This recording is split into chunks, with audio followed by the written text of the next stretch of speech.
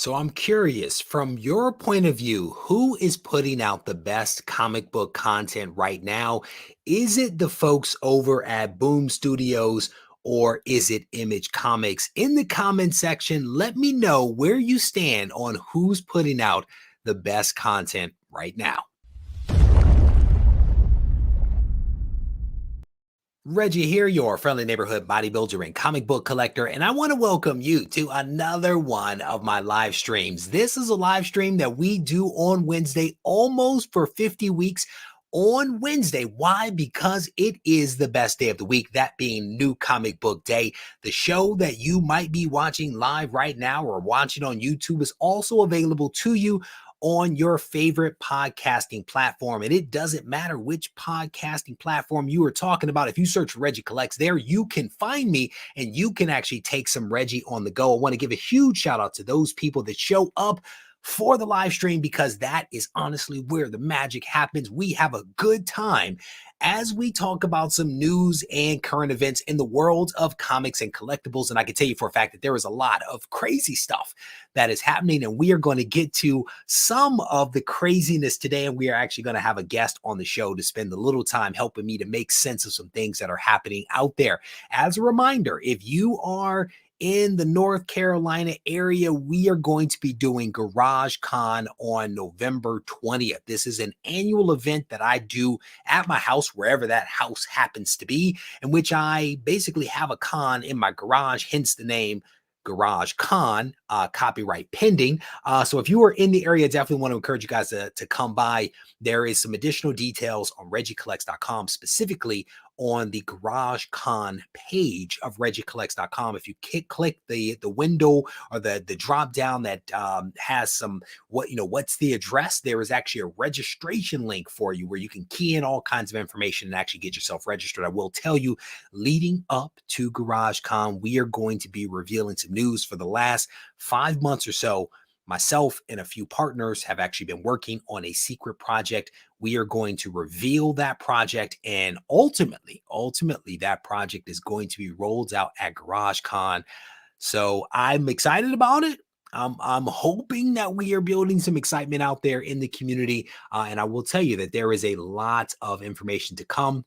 In just a moment, we are actually going to go to the chat because this is Wednesday, because it is New Comic Book Day. We are going to go to the chat and we're going to see whether somebody out there happened to make it by their LCS and picked up some books. And if you picked up some books at your LCS, go ahead and in the comment section, let us know what books you picked up.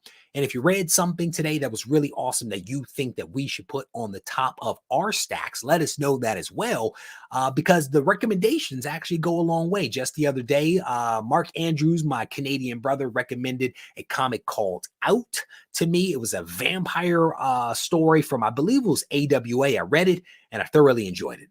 So the recommendations go a long way to helping me and also helping other people out there actually know what's really good that is coming out that we might not be aware of. And in the chat here, as the folks flow in pretty early, I saw a comment here about Reggie should do a show on balancing work and collecting. Here we go. We have actually done, I want to say, 2 and possibly 3 different videos on that very topic. Generally speaking, if you search for Reggie Collects followed by a term, you will find a video or 2 on that particular topic. And I think in this case, if you search for Reggie Collects balancing or balance or something like that, you should find some videos that will hopefully address your needs. And if not, you let me know, because that will actually give me the motivation to create a new video. This week alone, we have released a couple of videos. One of them was dealing for keys. And this is me basically on the journey to buying Hulk issue #1, fingers crossed, buying Hulk #1. But I show you step by step the methodology that I actually employ to buy some of the keys that are in my collection. I've been doing this literally for the last couple of years, but I'm showing you step by step how I actually approach it. Not the theory, it is the practical application. That video was released earlier this week. If you missed it, I highly encourage you to check it out. The other thing is, I talked this week in a video about the best place to sell a comic. There are a lot of people that are selling comics right now, either selling the entire collection or selling part of their collection. And so I wanted to put together a video to provide people with some practical tips and advice and pointers on how to and where to sell their comics. This is a really good video, I do believe, so I encourage you to check it out. And then we also have one additional video that is going to be released later this week. In addition to those things, we also have released a podcast and a blog post this week. Our blog post is available on regiecollects.com. And as I mentioned, the podcast is available on your preferred podcasting platform. And as a reminder, the question of the day for those people that came in a little late is, who is putting out the best comic book content right now? Is it Image or Boom Studios? Go into the chat right now to see what you guys may have picked up. My Canadian brother, Mark, has picked up 22 books, including Steel One, Frontiersman, The Me You Love in the Darkness, issue number 4, Last Flight Out number 3, Lucky Devil 4, etc., etc. You can see on the screen he's picked up a lot of really cool books. I'm gonna be honest with you, a lot of those books I have not heard of before, but that's why I depend upon people like Mark and others out there that read these books that are not necessarily on my radar, but flag them for me so that I can actually check them out. So shout out Kevin, how you doing, brother? He picked up Teen Titans Academy, Batman, Spider-Man 149, Fantastic Four 114. There you go. Steve picked up the Silver Coin and Two Moons, he says, are at the top of his list to read. And so I have never heard of either one of those books. Again, this is why we do this live stream partly, right? It's to flag really cool books like this that are actually coming out. Flash fan, we want to acknowledge this comment. Ooh, Flash fan says, love the Hulk videos. Thank you, brother. Those are fun videos to make. They take a lot of time because if I do it right, I'm recording in the moment as things are happening, and then I'm cobbling it together and telling the story and providing you guys with updates and, more importantly, transparency into how it is that I approach. And I think it's a series that I think it was either Alan or somebody anonymously asked this question about a series that I am proud of. Honestly, the Hulk series that I'm doing, Dealing for Keys, Operation Hulk, whatever you want to call it, is a series that I'm proud of because it literally takes the theory, if you will, that I've spoken about in videos, and it actually shows me applying those theories. And my hope with this series is to speak to people out there to say, there is no one way to actually get these comics. There is no one way. You don't have to sell books.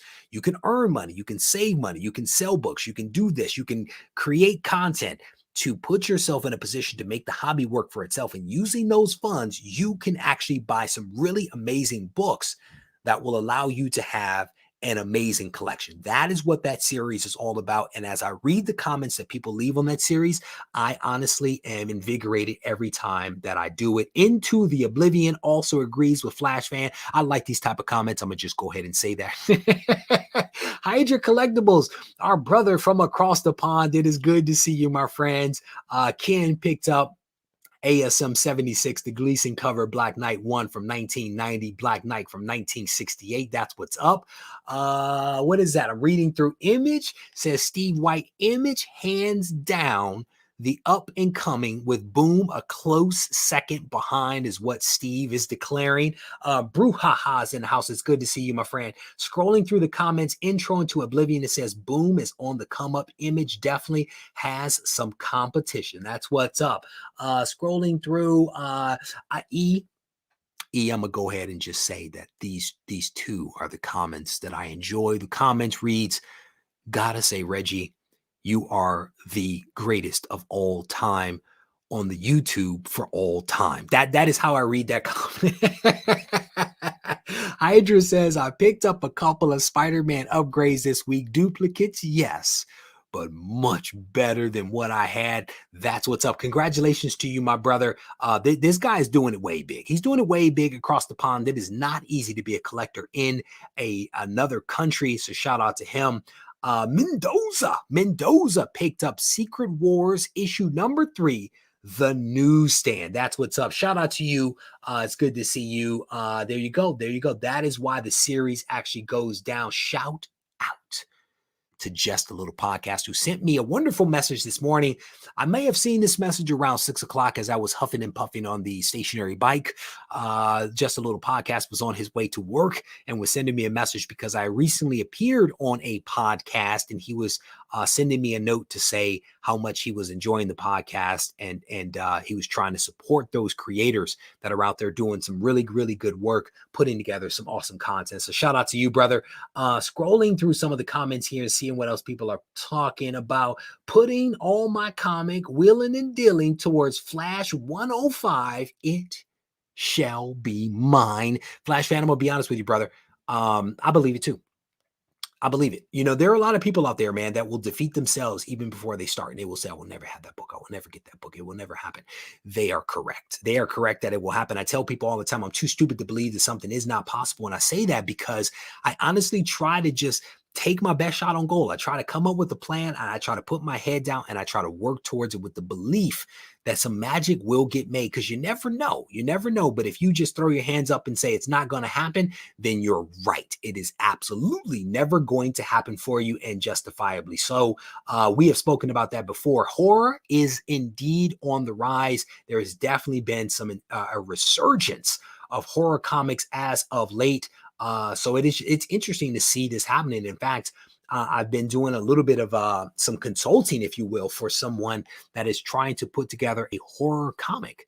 And shout out to them, man. I'm keeping my fingers crossed that their creation, their idea that I've been helping with will actually see the light of day, and fingers crossed that they choose to put me in a comic, because it would be dope to have a first appearance of Regie Collects in a comic at some point. Scrolling through the comments here, see what else you guys are talking about. What is that comment? I'm taking inspiration from you, and I'm working towards my goal of NYX3 and a 9.8, and I've been selling books to reach my goal. That's, man, I'm gonna tell you, if you have stuff in your collection that you're not in love with, if you're not wedded to, why not let it go?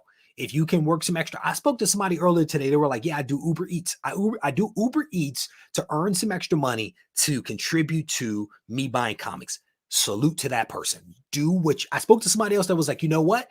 I'm actually taking down a shed, and I'm going to use the money from taking down this shed, this side project that I'm doing, to fund whatever you have to do. Do it so as to enjoy this hobby without putting other things in jeopardy, like, bills and mortgages and families and, actual important stuff.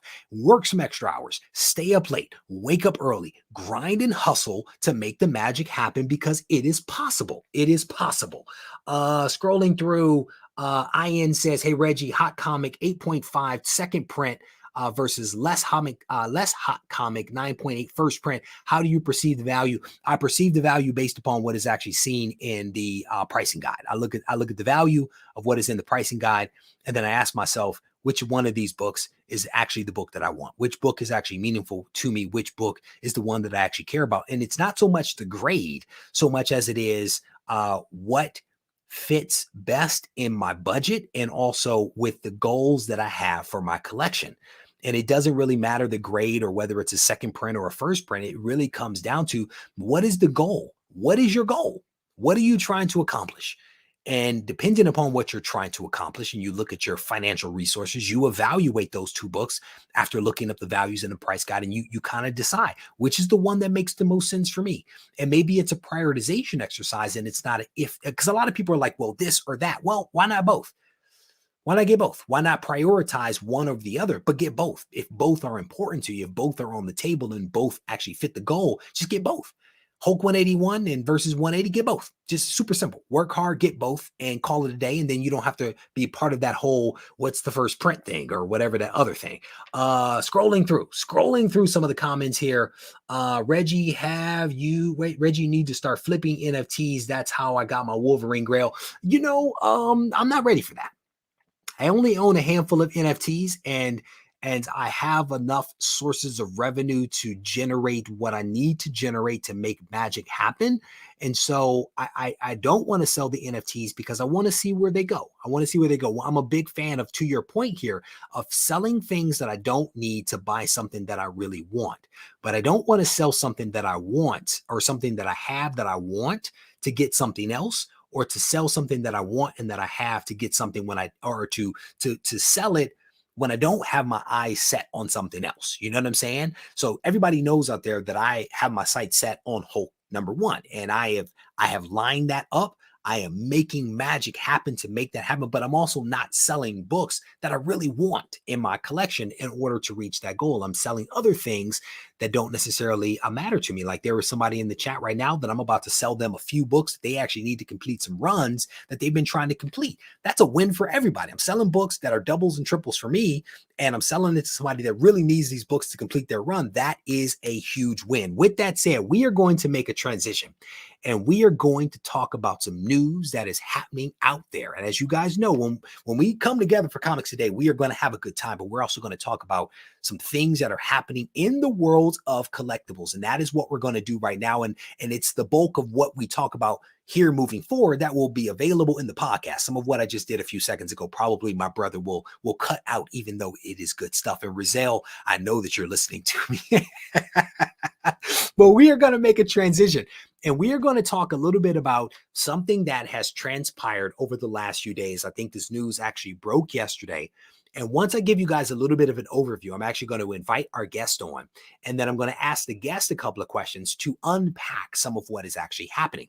But part of the reason why I asked the question around who is putting out the best content right now, and again, I encourage you to still put that in the chat and then also in the comment section. Who is putting out the best comic content right now? Is it Image or Boom Studios? Was partly because I wanted to get to this topic of what is happening at Boom Studios right now. I'm sorry, at Image Studios, Image right now.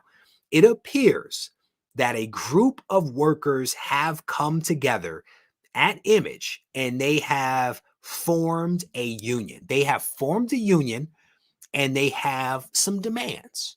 They have some demands, and I will tell you, there are 9 demands that are goals that they have identified. It's probably best to refer to these as goals and not demands, but they've identified 9 things that are important to them. And we're going to talk about those things. But before we get to those 9 things, I want to spend a moment talking about why it is that they have come together. And this actually dovetails to some things that we've been talking about for weeks and weeks and weeks about creator rights and about creators should be compensated for the work that they do. They should be respected, et cetera, et cetera. It fits perfectly into that. And so this is that URL is brutal. I'm not going to give you the URL. You guys can probably see it on screen, I think. No, you actually can't. It is cbwupdx.squarespace.com. First of all, that is the worst URL ever. First of all, cbwupdx.squarespace.com. And it says here, and I'm not going to read the whole thing, but I do want to read a bit of it. It says, we, the workers of Image Comics, have formed a union. We are represented by the Communication Workers of America. For years, comic publishing workers have watched our professional efforts support creators and delight readers.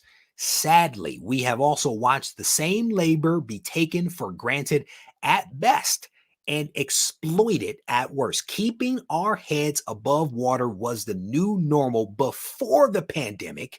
And since its onset, which has been 24 months, we have been expected to take on even larger workloads with fewer resources. Our workforce and the comic book and publishing industry as a whole is overtaxed and undervalued.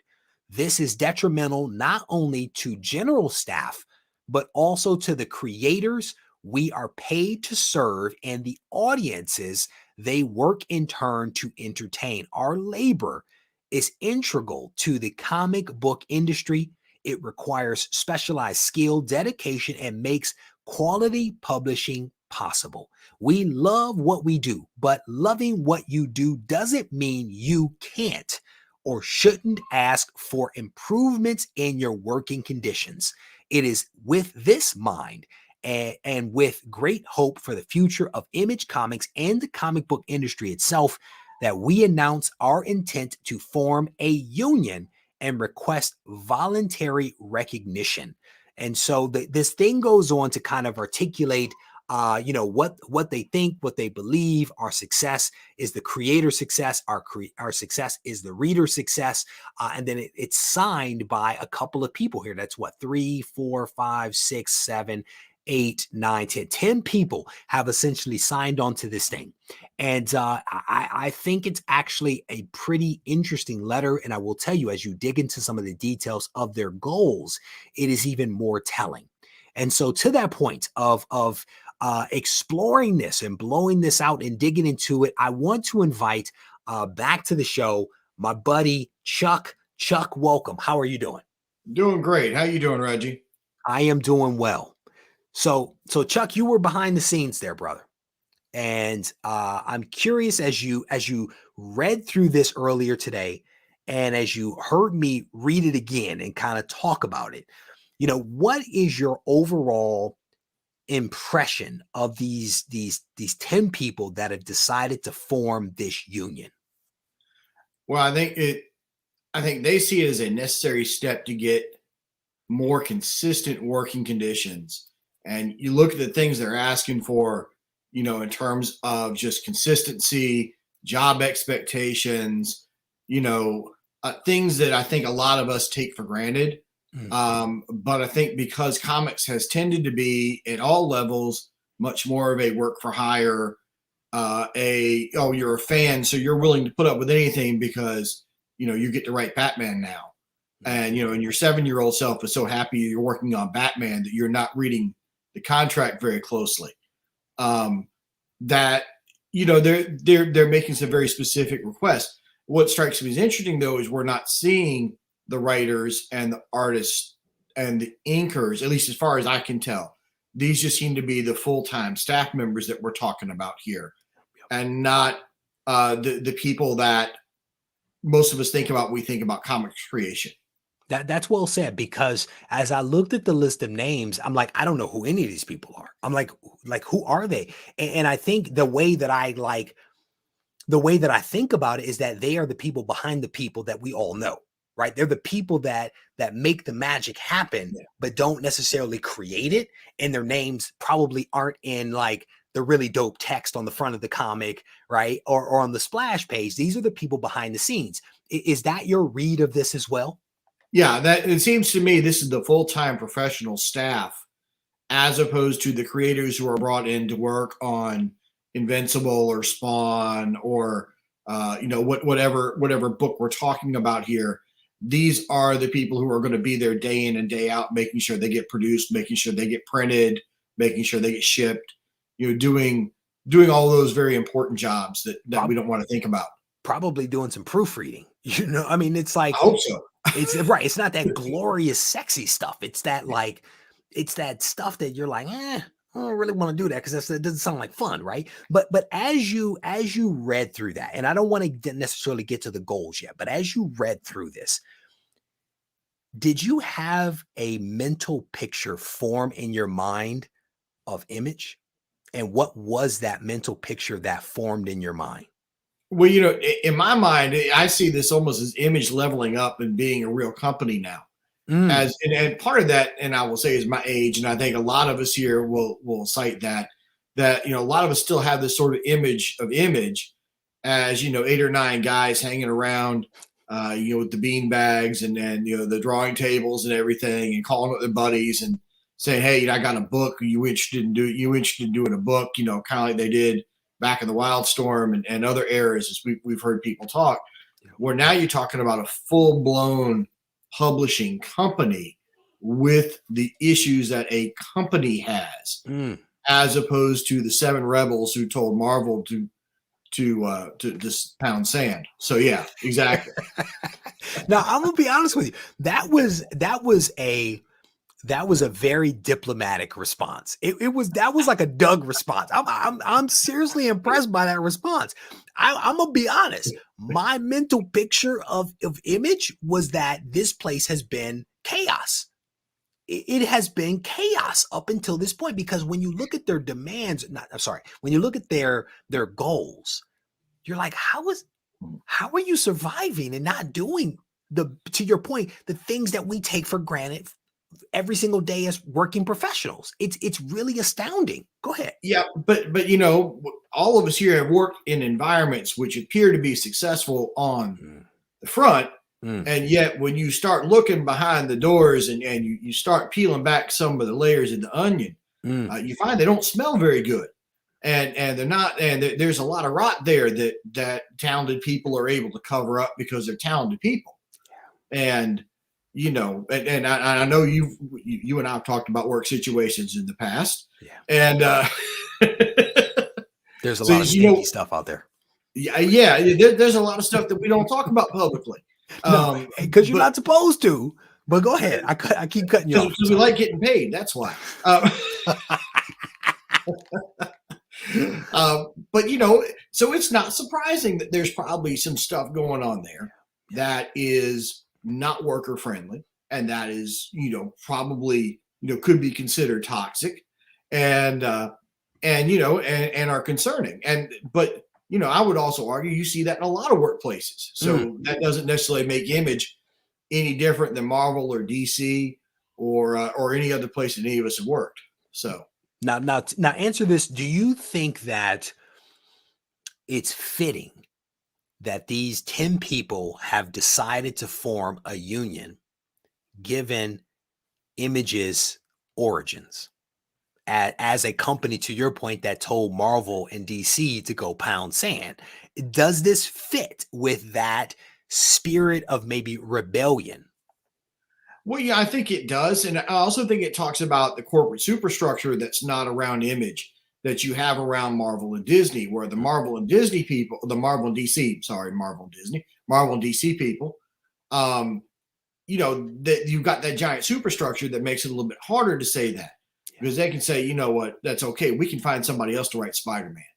That's all right. We can call it Regie. Reggie's there tomorrow to write Spider-Man. I'm not going to be free, but I will show up.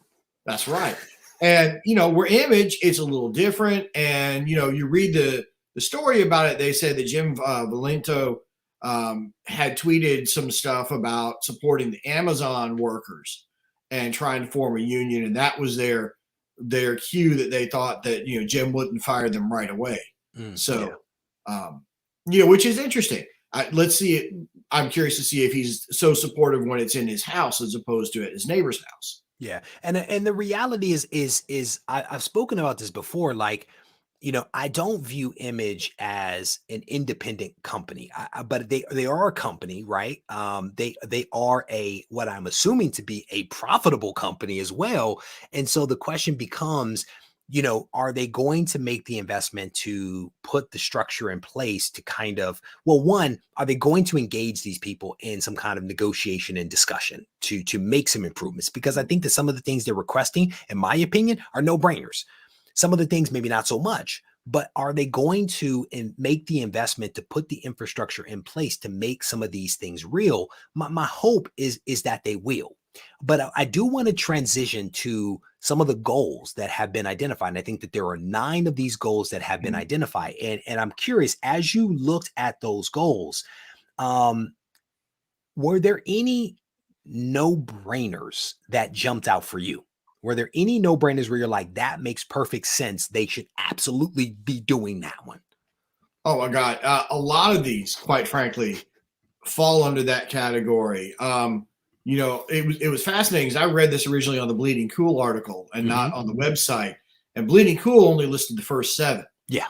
And the 2 they left off, which were very interesting, was about the lack of diversity that they would like to promote, and a renewed commitment of the company values to collective voting and cancel publication of people who have been found to engage in activities which would be considered generally antisocial, at least in most quarters.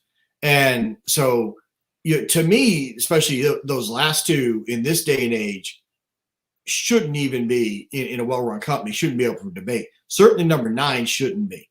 And, you know, and if Image really wants to expand its market share and comics market share, then they also need to be, I think, looking at, you know, that diversity situation, not just with the creative types who are writing and drawing the books, but also with the editors and others who can then go out and promote projects, which are a bit different, which I will say Image has done a very good job of. I'm reading Made in Korea right now, which I think is an Image book, and also The Good Guys. And they're both wonderful tales, but they are most definitely off the beaten path and not what I would think of, at least, from the 90s as Image books. Yep. So let's look at these two, because I actually struggle with one of them slightly. Right. And we'll go back up to the top and revisit some of them. But the number 8 is a long-term actionable plan to address the overall lack of diversity in both general staff and management. Right. Like, that one's pretty straightforward. I think, like, have a more diverse workforce. I kind of get that one. Hire the best candidate. And also, if they also are diverse, then that's double win. Right. The ninth one here, I struggle with the ninth one just a little bit. And this one reads, and I'm not going to read the whole thing: renewed commitment to company values through the addition of a collective voting option to immediately cancel publication of creators who have done basically something wrong. Now I'm with them. I'm with them on the first part, like, kind of, sort of. Like, I don't know if you should, as an employee, be able to cancel a publication. So I kind of struggle with that. There should be a mechanism to say, hey, I don't agree with what this person is doing, and we're working on that publication. So can we talk about it? Like, I agree with that part. But the real thing that I struggle with was the end, that engage in meaningful reparations towards affected persons. So is that like saying, I'm sorry? Like, it was so nebulous to me that I was like, who defines what a meaningful reparation is? That's why I kind of struggle with that. You know what I'm saying? One, it was, we as employees should vote down and cancel a publication we don't agree with. Well, let's talk about that. But then 2 was meaningful reparations defined as such. So I'll pause there to see whether you have thoughts about that one. I think it's why you employ lawyers and HR people. That's and to me, though, that's part of the negotiation process that I think they're looking at having, is sort of setting up a dialogue and saying, okay, what do we want? What are the values of Image Comics? Yep. And then how do we promote said value and show that short store of value to our customers and to potential customers?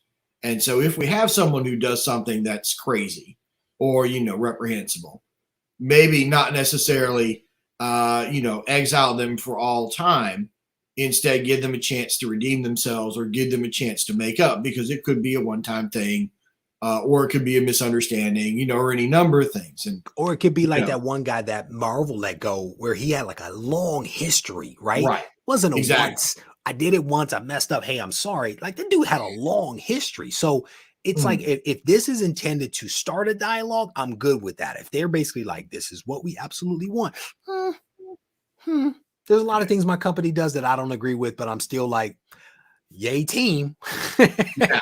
Well, and it's interesting looking at the comments. A lot of people talk about that is, Richard commenting that it's a huge can of worms, and he's right.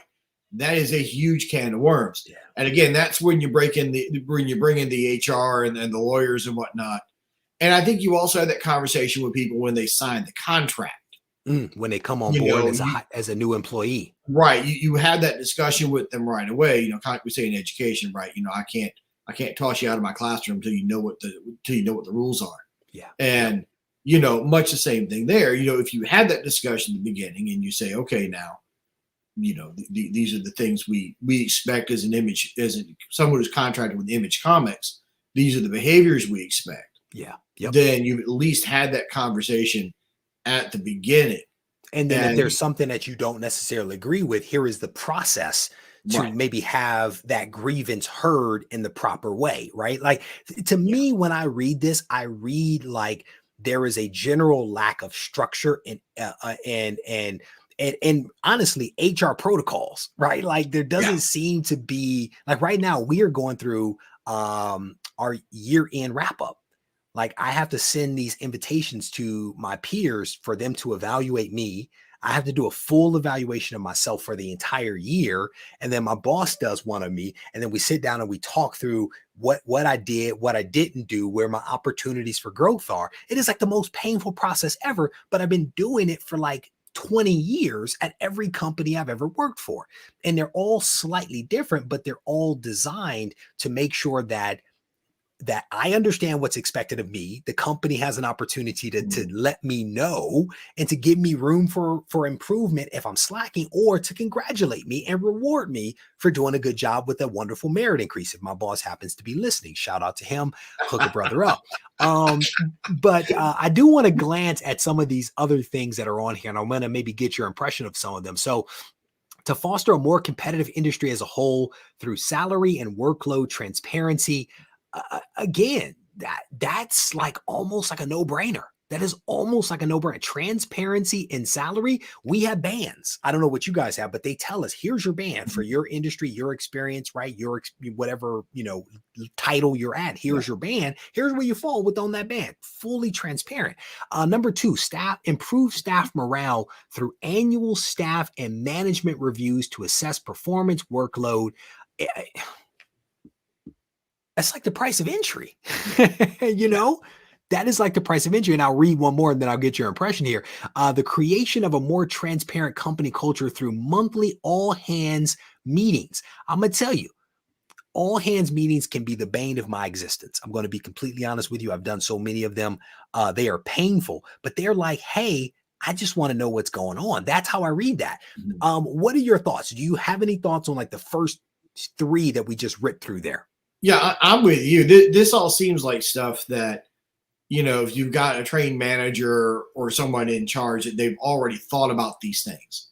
And, again, we talk about growing pains. Like someone popped in the comments, there's like 32 employees. If you've got 32 employees, the person who may have gone up to management may not be trained in management. Yes. And, and especially if you've been in a field like publishing, sometimes, from what I've heard from men's, is a bit loosey-goosey and, kind of flexible on things that this isn't something you've thought about because it's not within your wheelhouse and it's not within your world purview where, you've worked in private, both of us, I've worked in private industry a little bit, university once or twice. And, and you, of course, done private industry. So, you just expect it when you walk in there. Yep. And I think it seems like a lot of formalization of processes that maybe they're informally, but that they want something formal in place so that it makes working there better, makes it more predictable, and that you're not going to get blindsided by, say, especially the one about performance reviews, all of a sudden you get blindsided by someone and told, oh my God, you're doing a horrible job. But no one's come up to you beforehand and said, hey man, you got to check that grammar better next time. But the other thing is, here's your job. This is the definition of your job. This is what good looks like, right? You have like, for us at the end of the year, there should be no surprises, because theoretically you would have had a mid-year and you probably should have had some check-ins on either side, where at the end of the year, it's like, we should already agree where you either didn't deliver or you exceeded expectation or you just blew it out of the water. There should be no surprises.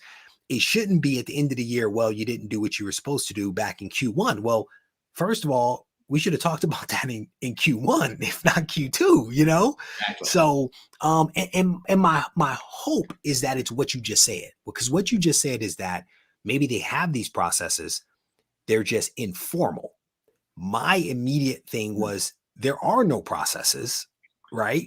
So I would hope that it's more of what you said than what I formed in my mind, that there were none, that this willy-nilly. It's like a frat house. But though I would argue, though, that they're informal, they're really not there. Okay. That's, kind of like I tell my students, there's a law in the books, but nobody enforces it. Does the thing really exist? Oh, well said. And, I think here, you might have informal processes, but they want to have the same thing for everybody. And that strikes me that there has been something going on internally where, people may have compared notes and said, well, okay, well, what happened to you, George? And, right, yeah, exactly, Mark. Right. Well, hey, Dave, this is what happened with you. Why did this happen? Why did this happen here? Yep. And, I don't read just huge amounts of anger out of this. I've read stuff from people who want to unionize before, who you read their stuff and you get through all the polite language and there's lots and lots of anger. I don't read necessarily anger here. I read a lot of we've got to be professional. We've got to clean things up. We've got to work on things. Yep. You know, that was how that was how I read it as well. Because there was a question here: is this a shot across the bow? Yes and no. Yes and no. I think it's more like, hey, this is a wake up call. There's a lot of people that potentially aren't happy here, but we want to be here. So let's figure it out. That's honestly how I read it. Would you agree with how I just put that little bow right there on that? Yeah, and I think because of the destructured nation I can't speak. The nature of Image Comics, being these separate studios that work together but didn't work together. Yep. I could see how, and Richard's commenting here, it's hard to believe they didn't have good, HR and whatnot. But if it's just a local studio handling things, or a local, or a smaller, quote unquote, smaller imprint handling it, then they may not have had a whole lot of formal things. Yep. Because there wasn't a need to. And they also didn't have that management experience where it's like, this is standard course. Let's go ahead and do this, right? So for those folks that are coming in a little late, I'm actually joined by Chuck, and we are having a conversation here around the union that has been formed over at Image Comics, and we are reading through their 9 goals that they have essentially established for themselves. So I want to continue reading through some of these. Increase knowledge retention through the implementation of detailed record keeping and procedure documentation for all tasks deemed essential to any given role. Again, a no-brainer. Let's keep some records on how this stuff gets done so we don't have to verbally, if you will, pass information or do it with scraps of paper and notes. Improve career mobility for staff through stricter adherence to company stated intent to offer open positions. Again, that speaks to me of consistency. The continuation of remote work for employees. This actually goes on. This is actually a pretty long one, which is like, hey, we're working remote. We're paying for all this stuff ourselves. It would be great if the company actually kicked in some cash to buy internet or to offset my cell phone bill. Again, buy office supplies so you can sit at a proper chair at a proper desk and not jack your back up because you're hunched over. Again, all straightforward. Number 7 here, better overall product through the immediate addition of staff, particularly in production and marketing departments. I struggle just a little bit with 7. Struggle with a little bit with that one because, again, that one is saying, hey, you need to go out and hire some people to help us. That has ramifications. Hiring people has ramifications. And I don't know what the actual structure of Image is versus what I perceive it to be. So I don't know what their annual budgets are to be able to hire surplus people, right? I don't know what that is. But I'll pause there, Chuck. I ripped through a couple more of these goals that have been established for this union. What are your thoughts? Well, I'm glad to know that number 7 is a robust marketing presence for you there, just to make sure.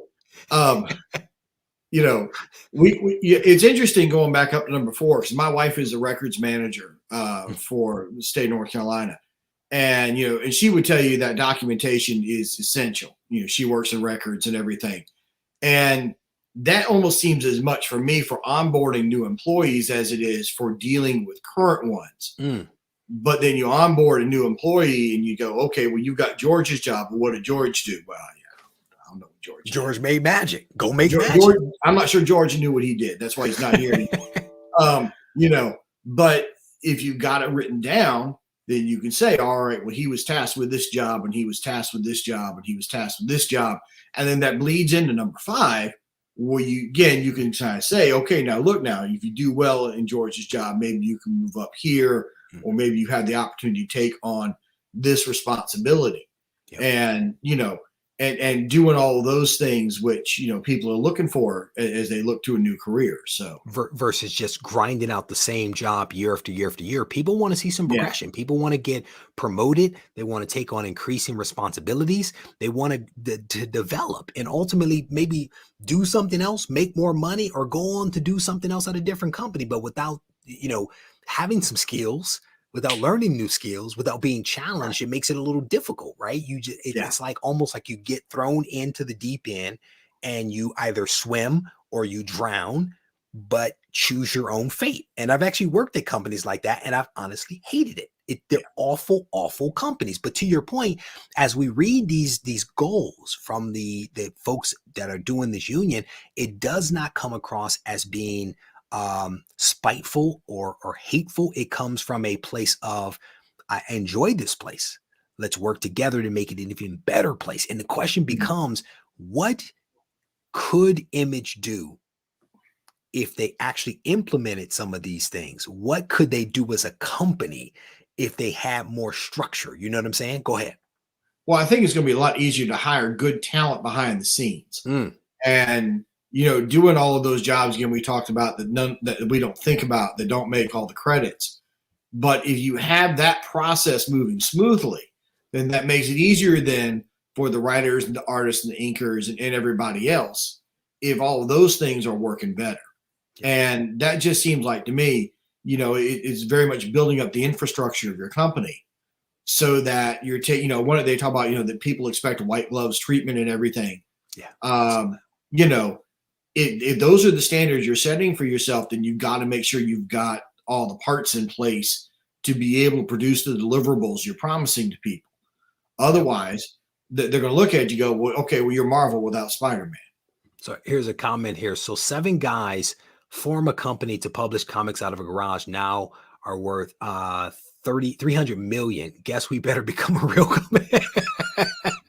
we might need to put some structure behind this, not aware. But again, where I was going was, hey, if they formalize some of these things and they do become a real company, does that 300 million put them in a position to actually compete with DC and Marvel even more so than what they are right now with the wonderful content that they're putting out? Imagine if they were able to put out even more content, faster content, covering topics that Marvel and DC don't even touch. This might be the next Marvel if they got their stuff together and put processes in place. Chuck, get after it. Well, and you think about the goals of the original founders of Image, right? Especially Jim Valento, and I'm sure I'm mispronouncing there, Valentino. I don't know how you pronounce his name. I know what you're talking about. Jimmy. He really promoted early on all of those alternate titles, the non-spandex titles. I remember collecting his miniseries, A Touch of Silver, and some of the other books that he actively promoted those different books to bring that diversity of content. He went out and recruited people like Colleen Doran and Jeff Smith to come in and bring their creations under the Image banner to get the Image bump, for their productions and everything. So certainly if you've got a much stronger staff behind you and you've got that $300 million, backing you behind the scenes, then yes, you have an opportunity, if you truly value the diversity of idea and thought and creation, to really foster that. Yep. Well said. So there's a couple of comments here that I find interesting. So Tina is basically saying maybe this is how Image kept prices low, prices for their comics. And then there's a comment here. Where is it? Steve is saying Image books are now going to be $6.99 as a result of meeting these demands. So, there is always a price to be paid.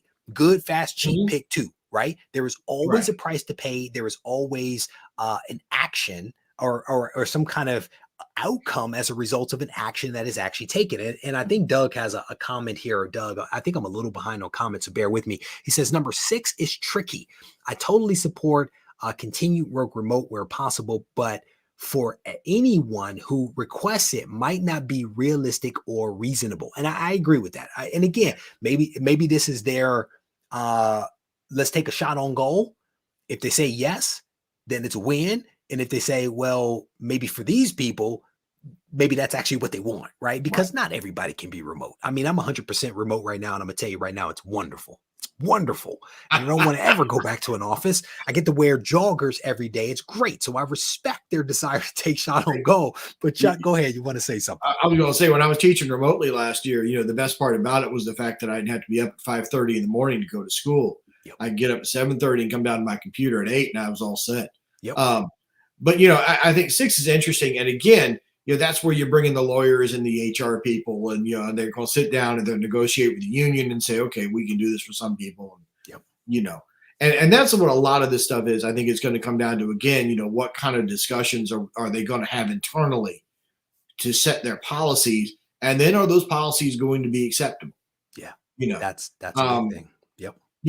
I think what would be interesting is if this, ability to unionize goes out at some point to the freelancers Mm, and, to expand that. And of course, the problem with that is they're considered work for hire. And then, since they're not technically full-time employees, they can't officially join the union.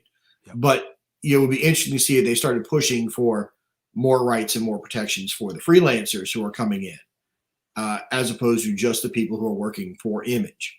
So that was really one of my last questions that I was going to ask is what ramifications do you think that this could potentially have for Image as a whole, right? And we've kind of sort of discussed that Mhm. for the industry as a whole, and like, well, let me just stop there, right?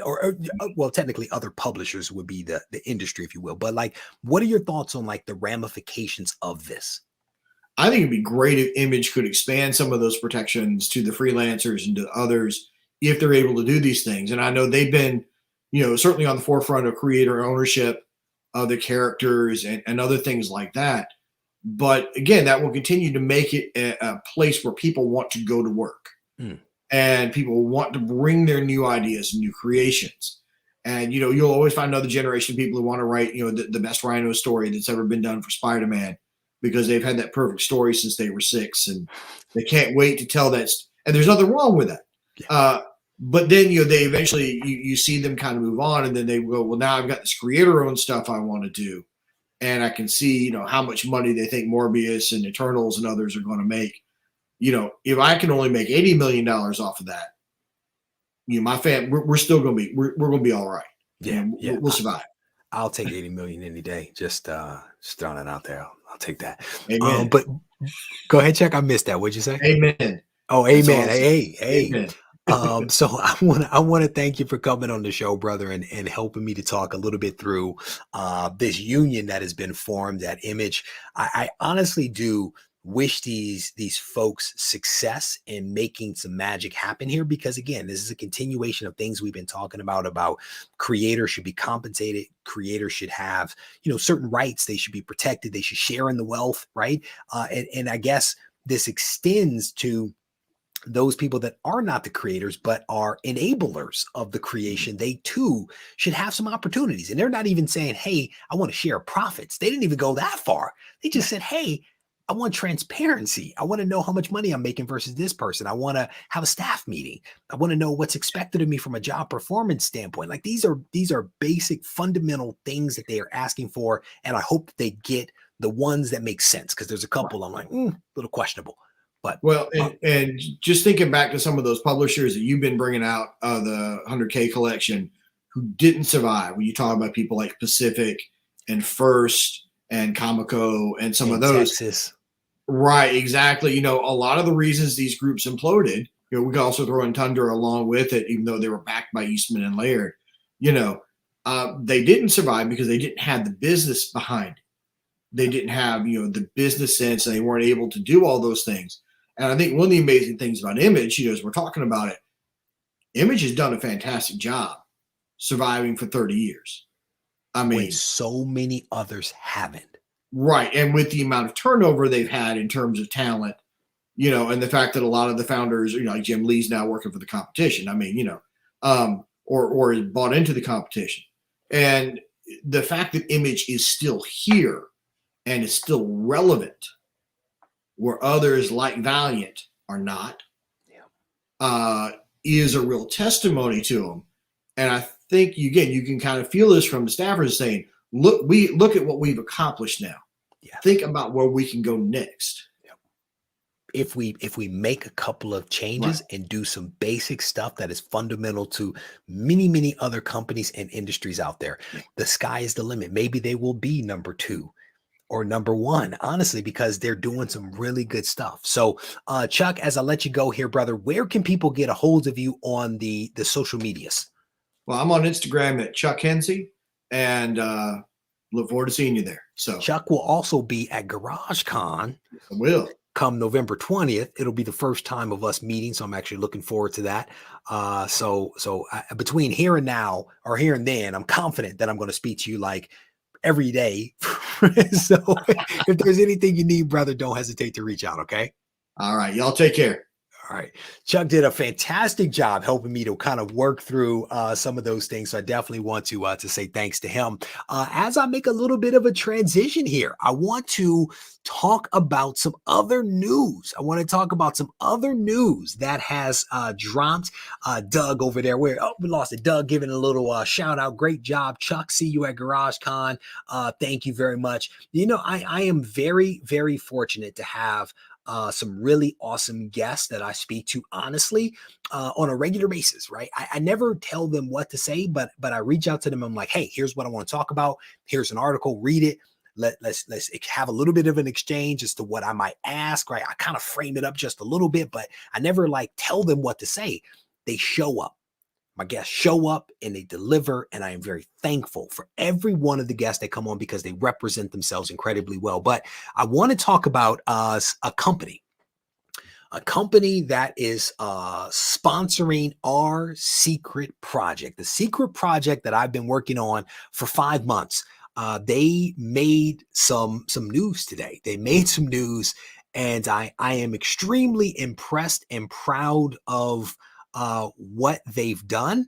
When we went out to lunch several months ago, I probably should have eaten a lot more food. That's all that I'm going to say. I probably should have eaten a lot more food because they have done it big. So I'm talking about Shortboxed, who is a sponsor of the channel and also sponsoring our secret project, has actually raised $2.15 million in seed funding. They have secured a massive amount of money to invest in their company. And for those that don't know, Shortbox is a platform. It is an app for buying and selling graded comic books. And it is a wonderful app. I've been using this thing since it was in beta testing. I played around with it. I gave feedback. I've had content integrated into this thing at various points.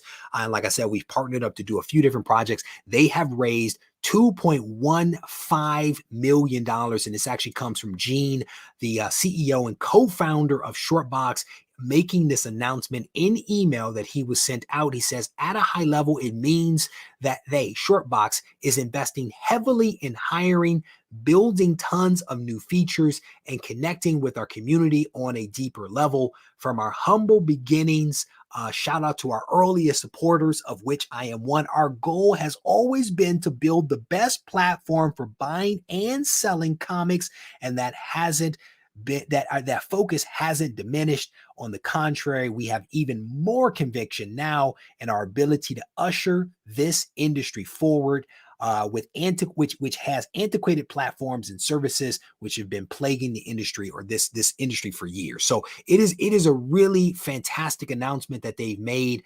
They actually have this offer out here where you can actually save $21.50 off your next order using Onward 2645, at least from now until November 4th. But this is big. This is a big thing. They are this platform. If you haven't used it, it's a dope platform. There's a link in the description of this video. I highly encourage you to check it out. I don't know what they are going to do next. I really don't. But whatever it is that they choose to do, my assumption, my guess is that it's going to be dope. I'm going to just go ahead and say it. It's going to be dope. With that kind of money, with what they've done thus far, I think that what comes next is probably going to be really, really awesome. So shout out to Gene and BJ for doing the thing over there at Shortbox. Let me go to the chat real quick to see whether there's any comments here. Paul's like, I love some Chuck. Hold on, I lost my chat, so bear with me as I attempt to get my chat back real quick, so that I can see what you guys are talking about. Let me get this thing to work. There we go. Okay, now we're back. All right, so Big Wheel, how you doing, brother? It's good to see you. He says, so will Shortbox make their percentage of your sale go down some, that keeps me away. I think that they asked for 10%. I think 10% is what they asked for. I don't know. I don't know whether they're going to reduce their percentage.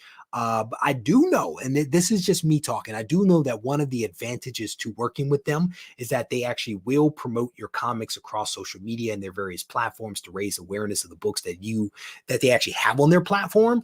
They do, I think, a lot of things behind the scenes to ensure that both the buyer and the seller are satisfied. Like, they put some controls in place to make sure that people are happy. And when people aren't happy, I think that they aggressively try to address those things. Maybe unlike like an eBay, where it's like, hey, you can do what you can do, or PayPal, where you submit your grievance and you wait for it to be adjudicated. I think that there's a reason why their fees are what they are.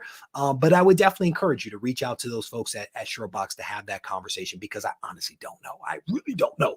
Scrolling through some of the comments here, seeing what Mark says. So maybe they'll be available in Canada. As you know, Mark, this is actually something that is on their radar. I know for a fact that Canada is on the radar. They have never committed to when they might go to Canada. But as you guys know, international law is not an easy thing. I'm actually, for work, trying to stand up something right now in the US and Canada. And I can tell you, Canada is way more complicated than California. And California has some very complicated laws, especially when it comes to privacy and data and stuff like that. Canada is worser. And so I do not begrudge anybody that has not yet made the transition into Canada, because it is not an easy transition to make. Somebody shouting out, Shortbox, can't wait to see what this brings. That's what's up. Scrolling through, Steve's like, can we get it over there in Canada? Shortbox is shouted out by Doug. So again, some good stuff. Looking forward to seeing what these guys bring to bear. So real quick, before we get ready to wrap up, because I'm a little over my time here, there is something that I wanted to throw up on screen ever so briefly, which will probably get me flagged. But we're going to go for it. We're going to go for it. We're going to get, if I can do this the right way, we're going to get flagged. I'll deal with it on the backside. But I saw a trailer. Almost went live if I had been able to get myself away from work, but I saw a trailer. I think it was yesterday. That blew my mind. And it is the Morbius trailer that I just amazing. If you guys haven't seen this trailer, you need a doctor? I'm telling you, I am pumped for this. I am a huge fan of vampires. And this is right in my wheelhouse, and I cannot wait. The special effects on this thing, as I mute it because I'm talking over it, the special effects on this thing look solid. The storytelling looks solid. The acting looks solid. And I'll be honest with you, this was one of those movies I didn't know if it was ever actually going to happen. Did not know if it was ever actually going to happen, even though we saw one of the trailers. This second trailer makes it all the more real. To find a cure, we have to push the boundaries, take the risks. If you're gonna run, do it now. I'm not gonna play the whole trailer because that'll really get me flagged. If you haven't seen this trailer for Morbius, I encourage you to check it out, because it is really, Marcus, like, that is dope. It is really, really awesome. So if you guys, again, if you haven't seen it, I encourage you guys to check it out because I enjoyed it. But I'm also a huge fan of vampires in general. I watch the B movies. I watch the C movies. I don't think that this is going to be it in any way, shape, or form. There's even a little bit of, is there some multiverse stuff that is actually going on in the trailer? So I don't want to give that away. I want you guys to go check it out. But I want to thank you guys for hanging out with me just a little bit to spend some time talking about the news and current events, specifically the union that has been formed over at Image. If you guys have not checked out some of the content that was released earlier this week, I definitely want to encourage you guys to do that. I released another installment of Dealing for Keys, which is my hunt for Hulk issue number 1. I also released a video talking about the best places to sell a comic, because that is a topic of debate right now. A blog post was released and also a podcast. A lot of really great content. I hope you guys will check it out. And again, as a reminder, GarageCon is actually going down on November 20th. If you guys are in the area and interested in attending, there is a link on regiecollects.com for GarageCon. And when you expand on the what's the address drop down, you will get a registration form. Takes like a couple of minutes. Plug it in there. You'll get an email from me with the address and all that good stuff. And for those people that have already registered for GarageCon, I look forward to meeting all of you. And like I said, stay tuned because some news is going to be coming out as we move from today to GarageCon. I'm very excited about it, and I cannot wait to tell you guys about it. So with that, I'm going to wrap this up. If you need to reach out to me, feel free to do so on Instagram at Regie Collects. Take care.